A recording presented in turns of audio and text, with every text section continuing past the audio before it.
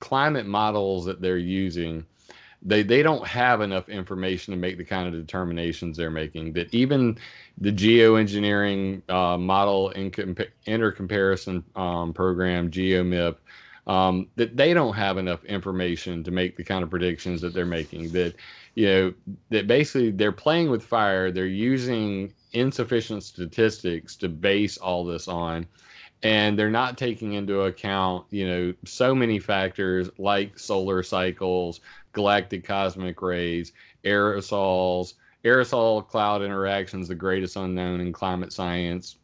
So Great quote. why would they do it then? Why would they be having a secret geoengineering program if they don't know if it works or not? Well, because the CIA has stated, and the Defense Department has stated in at least 20 documents that I've been able to accrue, that climate change is a national, strategic defense problem. Yeah, So, but why then would they take the risk of making it worse? well, look at the history of the military. I mean, we got the Westford needles. Do I really need to say more? Well, Yeah. you probably did because no one's ever heard of the Westford Okay, needles. This so was an experiment, spray needles into space to change the ionosphere. yeah, they basically wanted to create a artificial ionosphere. And the interesting point about this is just before that, in 1958, M. Gorodsky and another Russian individual said we could put metallic particles into space and melt the poles. Carol Livingston Riker in 1921 said we could reroute the Gulf Stream to make it flow into the Arctic and melt the poles. Right, but Jules Verne. no one Yeah, actually so tried that though. yeah, I know, but The for a needles hundred thing years, was go ahead. for radio communications, basically. They were trying to, make a reflective thing.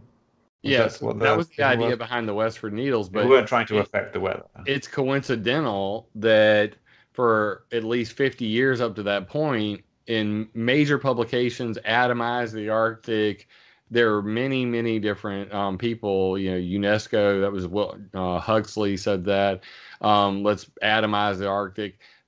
For 50 years, the entire rave was the discussion of melting the poles, I and then don't think along. anybody thinks that's a good idea now, though. I mean, can Uh, you've talked to all these I scientists, well, some do of them, but actually, and I can back melting the that up with, Arctic, the yes, Antarctic, it's still a very real thing. but If wouldn't you that look, raise sea levels rather a if lot? they don't care. Oh, I think they care. I think they care. Well, I think it's more of a I think it's more of a tug of war. You have the oil industry on the one hand, which is damned and determined to get to the resources under that ice. If you But Google you the think new Cold War, you can the Google people this at right now. ExxonMobil want to melt Antarctica so they can get more oil, and at the same time they're going to destroy New York? Well, I mean, if you look at disaster capitalism, that's the way things always work. Do you think that the fracking industry cares about, putting poison into aquifers? I think